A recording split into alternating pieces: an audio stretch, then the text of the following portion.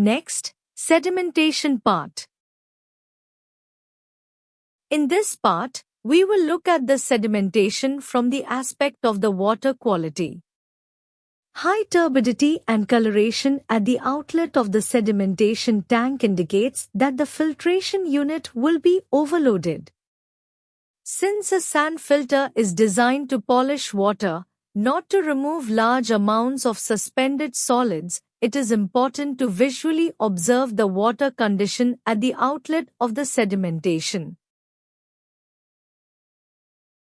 To diagnose the sedimentation, there are 3 items to check: turbidity, surface loading, and overflow loading.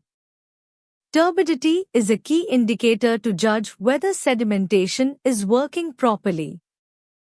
Surface loading is calculated from the flow rate divided by the tank's surface area. Overflow loading is calculated from the flow rate divided by the length of the weir. These values tell us whether the tank is operating within its design capacity. If these hydraulic loadings exceed the design values, water passes too quickly through the tank.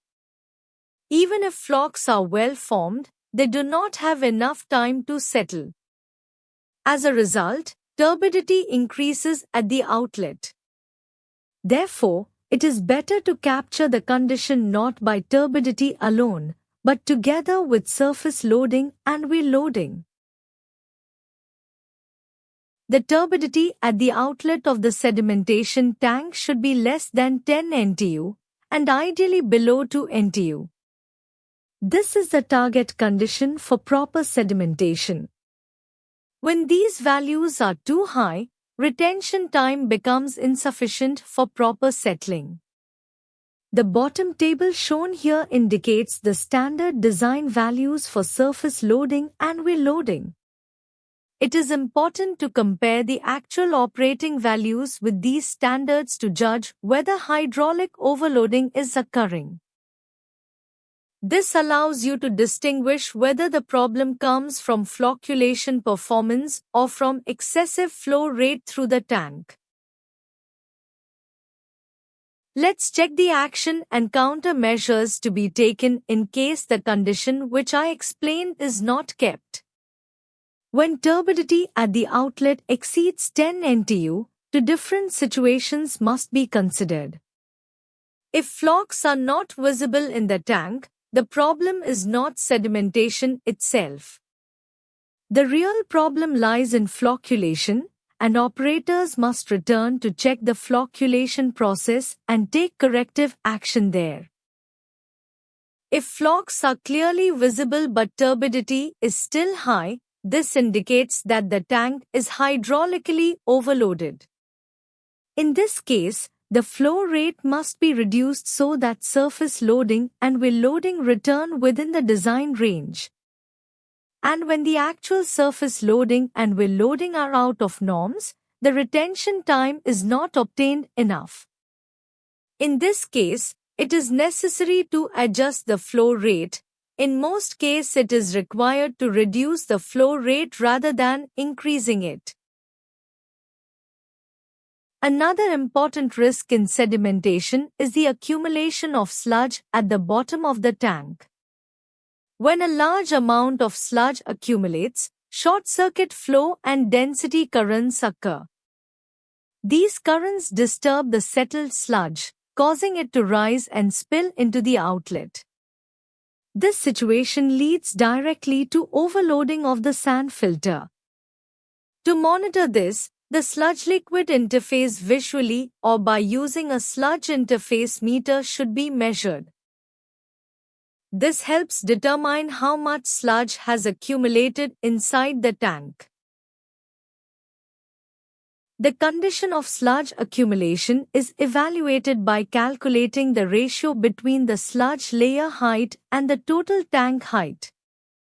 This ratio is expressed as a percentage and provides a clear numerical indicator of when sludge removal is necessary. As this percentage increases, the effective volume of the tank decreases. Retention time becomes shorter, and sedimentation efficiency declines even if flocculation is working properly. It should be kept below 30%, and if it reaches 30%, it is a sign to start to remove the sludge, which is still the transition situation from the normal operation to the risk areas. If it increases up to 50%, it is totally a time to remove the sludge, and without it the operation will fail and that will cause the deterioration of the sand filter as well. The diagram here illustrates how the effective settling zone shrinks as sludge accumulates at the bottom in the inlet side. Operators should monitor this ratio regularly. Sludge discharge should be carried out before this ratio becomes too large, rather than waiting for turbidity problems to appear at the outlet. This approach enables preventive maintenance and stable operation of the sedimentation process. The condition of sludge accumulation is evaluated by calculating the ratio between the sludge layer height and the total tank height. This ratio is expressed as a percentage and provides a clear numerical indicator of when sludge removal is necessary. As this percentage increases, the effective volume of the tank decreases. Retention time becomes shorter, and sedimentation efficiency declines even if flocculation is working properly. It should be kept below 30%, and if it reaches 30%, it is a sign to start to remove the sludge, which is still the transition situation from the normal operation to the risk areas.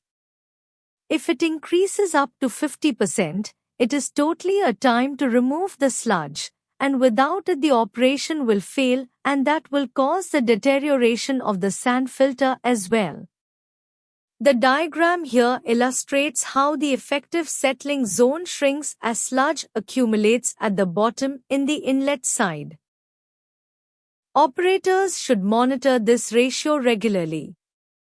Sludge discharge should be carried out before this ratio becomes too large, rather than waiting for turbidity problems to appear at the outlet. This approach enables preventive maintenance and stable operation of the sedimentation process. Next, rapid sand filtration. This stage is the final physical treatment step before disinfection. If rapid sand filtration fails, the entire purification process is undermined. At this point, inability to meet drinking water standards for turbidity, color, pH, arsenic, or iron becomes a serious risk. And suspended matter that remains after filtration can hide germs and harmful substances, reducing the effectiveness of chlorination. Therefore, the overall safety of water can be compromised even when disinfection is applied correctly. Two data are required to diagnose the filtration performance. One is the flow rate, and the other one is turbidity. And if possible, pH, color and arsenic or iron when groundwater is used. And there are three key confirmation points. First one is filtration velocity. It must be less than 150 meters per day. This value is calculated from the flow rate and the filter surface area. Then turbidity after filtration. It should be less than 10 NTU. Additionally, other drinking water quality parameters should satisfy the standard. When you find that the data shows that the indicators do not satisfy the criteria, some actions are recommended to take. First, to reduce the filtration velocity to below 150 meters per day by controlling the flow rate. If the turbidity after filtration exceeds 10 NTU, it is recommended to reduce the filtration velocity by decreasing the flow rate, and you should monitor whether turbidity improves. If turbidity decreases, the problem was excessive flow rate. If water quality problems remain even after adjusting the filtration velocity, the issue may not be the filter itself. It may originate from insufficient treatment in the upstream processes such as flocculation or sedimentation. In such cases, operators must return to those processes and correct the root cause. Replacing or adding filter sand may be necessary to restore proper filtration performance after a long run. Proper backwashing is essential for maintaining filtration performance. Without adequate backwashing, the sand layer becomes clogged with trapped particles. As clogging increases, head loss rises, filtration efficiency decreases, and water production rate drops. At the same time, excessive backwashing is also a problem.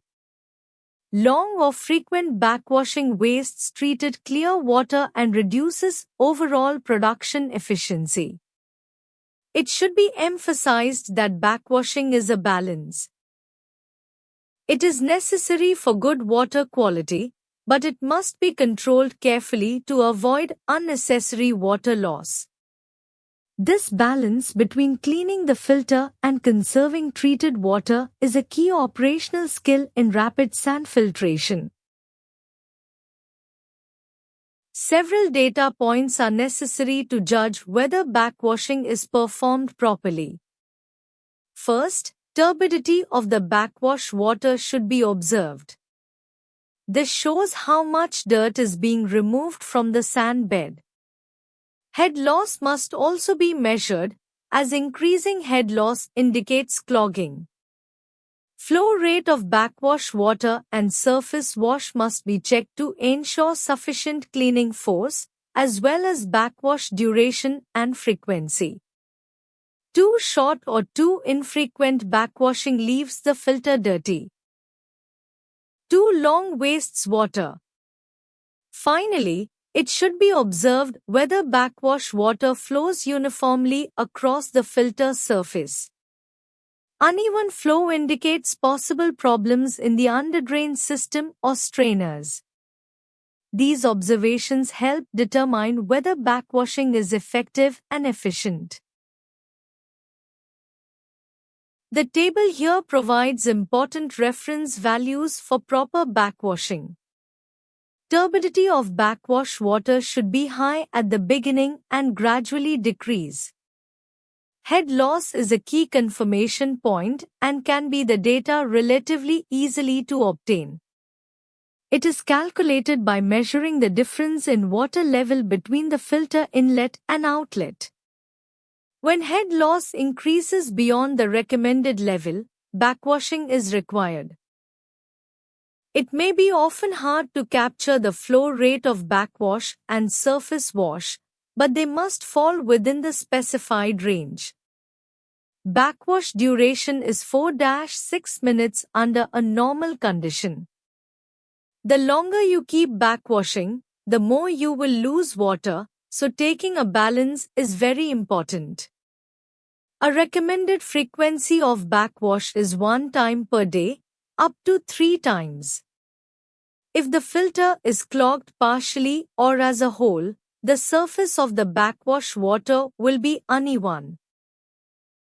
If any parameter is outside the recommended range, adjustments are necessary. When backwashing parameters are outside the recommended values, corrective action must be taken. If flow rates of backwash or surface wash are not within the proper range, pipelines and pumps should be checked. Insufficient flow means the sand bed is not cleaned properly. If backwash water does not spread uniformly across the filter surface, the problem may lie in the strainer or underdrain system. These components must be inspected and cleaned if necessary. Adjustments should always be based on the standard values provided earlier. Proper backwash performance protects both water quality and production efficiency. The focus now moves to troubleshooting and inspection. Even with proper understanding of each treatment unit, problems will occur in daily operation. This table shows how to use all the knowledge explained earlier when an actual problem appears in the plant. Up to this point, each unit process was explained separately together with confirmation points and control measures. First, observe the phenomenon. Then consider the possible causes. Understand the risk if the problem continues. Finally, select the correct countermeasure. For example, if you observe high turbidity after filtration, it could be caused by either shortage of retention time, occurrence of short-circuit flow, high raw water turbidity, clogging of the rouging filter. The cause can be single one or multiple. According to the causes, action to be taken is decided. For example, if it is caused by either shortage of retention time, occurrence of short circuit, or both, the action to be taken is to remove depositing sludge. Relatively more important, more effective or more frequent actions are highlighted by the red rectangles here, since some actions might be hard to take due to the circumstances or some causes rarely occurs. This is how confirmation points are used in reverse for troubleshooting. In case high turbidity from the sedimentation basin, cleaning of incline plate, decreasing flow rate, removing the depositing sludge are expected to be the most effective. In case high turbidity after filtration, expanding backwash time, adjustment of backwash flow rate, adding or changing filter sand media are expected to be the most effective. This inspection sheet shows what data should be recorded routinely for the purpose of appropriate operation and maintenance. Each item listed here corresponds directly to the confirmation points explained earlier.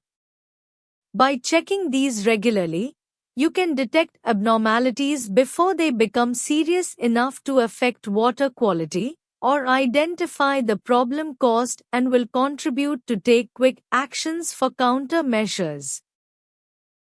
The columns for daily, weekly, and monthly checks guide operators on how frequently each item should be observed. This creates a structured habit of monitoring rather than depending on memory or experience.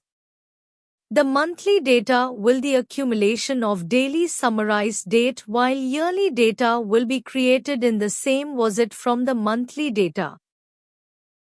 In this inspection sheet, the criteria to each item are introduced, which the details are found in the manual, at the part of the confirmation points and control measure. An example of a logbook format is introduced in the manual. All inspectional and operational data that are necessary for the operation and maintenance can be recorded by utilizing this format. This is the foundation of evidence-based operation.